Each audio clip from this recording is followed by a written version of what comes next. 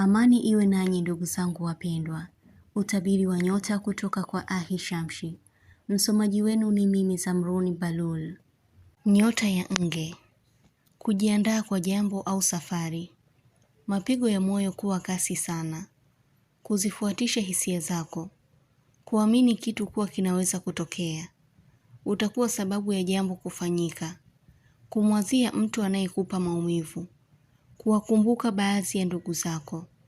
Utapata kujua jambo muhimu sana. Mtu fulani atakuwa na kuwaza au kukufikiria. Utafanya jambo bila kukurupuka, yaani upo kwenye usahihi. Kufanya uamuzi mkubwa na wa haki. Kupendekeza jambo zuri. Nyota ya Kaa. Kujihisi unataka kuanguka ghafla. Kuiona pesa ya sarafu njiani au sehemu yoyote, ikiwa si ya kwako. Ila utasita kuichukua au utaachana nayo kabisa. Ni ishara kuepukana na kifungo cha riziki. Kuna mtu anakufuatilia, ila ana lengo baya na wewe. Utahisi tu kuchunguzwa. Mtu kujaribu kuishusha heshima yako, ila asili yako inajionyesha wazi ni tofauti na mafikirio yao. Utafanya bidii ya kufanya kitu. Jambo lililokuwa linakuumiza linapata mwelekeo au ufumbuzi. Kusafiri. Kuhisi mtu yuko na kiburi. Utakuwa mwenye hisia nyingi kwa mambo tofauti, au kuwa na mafikirio ya mambo mengi. Kuhitajika sehemu muhimu. Unazungumziwa sana sehemu, na utahisi hilo na unaweza kuwajua ni kina nani. Nyota ya Samaki. Kufuta vitu kwa haraka mtu asiweze kuona. Kujihisi kupumzika sasa. Epuka kuwa na mawazo mengi yasiyopata ufumbuzi. Utafanya kitu unachokiweza au kukipenda.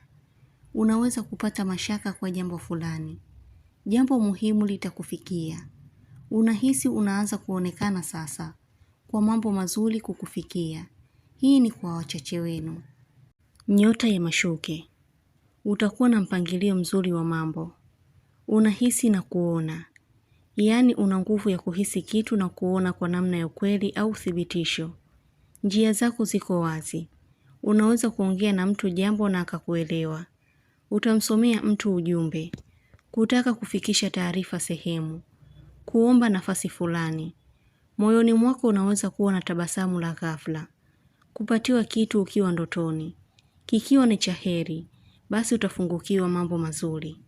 Kumuota mjomba wako ni ishara njema pia, na kama ni mjamzito tarajia kupata mtoto wa kike. Kuambiwa asante au kushukuriwa. Kuna hali fulani utakayokuwa unaikataa. Kufanya kitu kwa mpangilio mzuri. Nyota ya Ng'ombe. Kumsihi sana mtu.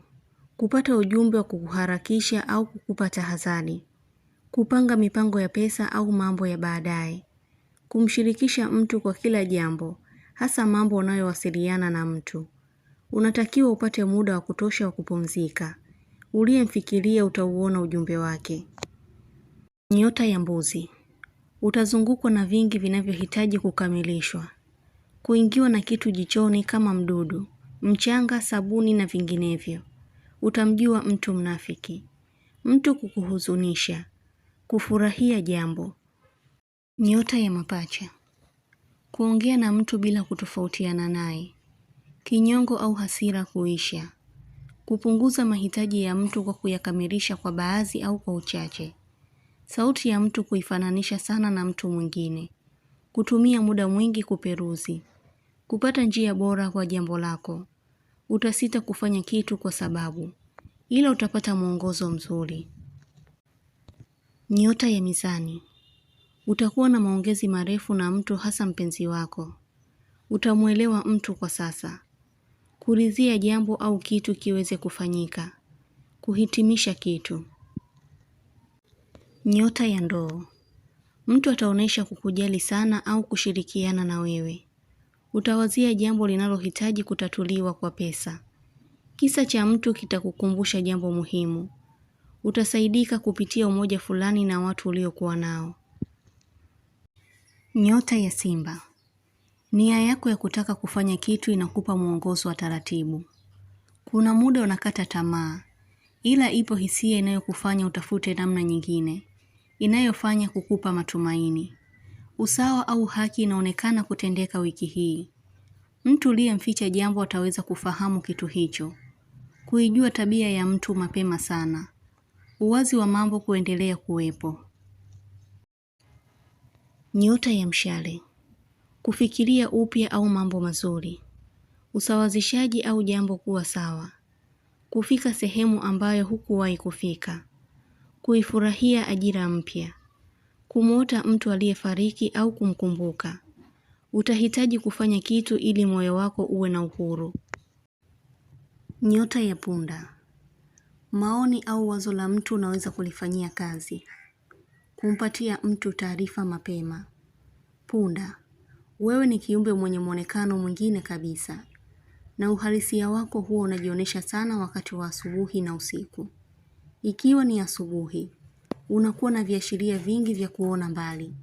Hata mtu akihitaji ushauri au jambo zuri, akikufuata kwa muda huo, kuna asilimia kubwa ya kufanikiwa.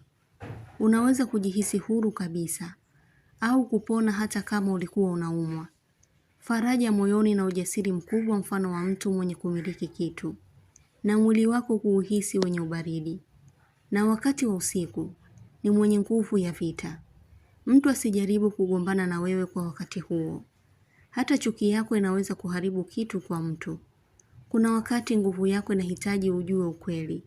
Na ndiyo maana hisia zako ni za haraka sana. Kesho kuna jambo litakalotokea kwako.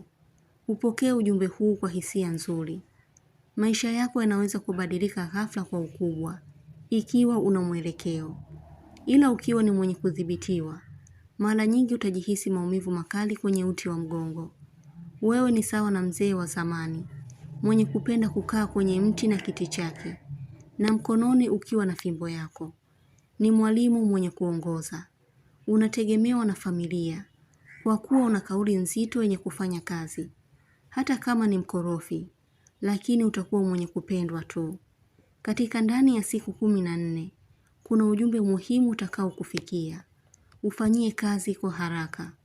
Unahitajika uwe unafanya maombi mara kwa mara. Ukiona hauelewani na watu, tambua hauko katika usalama. Utapata pesa ila itakupasa ufanye jambo la umuhimu. Mwaka huu, kwenu kutakuwa na ndoa ila wengi hamna habari na mambo ya uhusiano au mapenzi. Upo katika hali ya kutafuta kilichojificha. Kuna jambo unahitajika kuwa mvumilivu. Jitahidi kwa hilo. Pia tambua mtu anaumia kwa ajili yako katika hali ya upendo. Utabiri huu unatoka kwa Ahishamshi.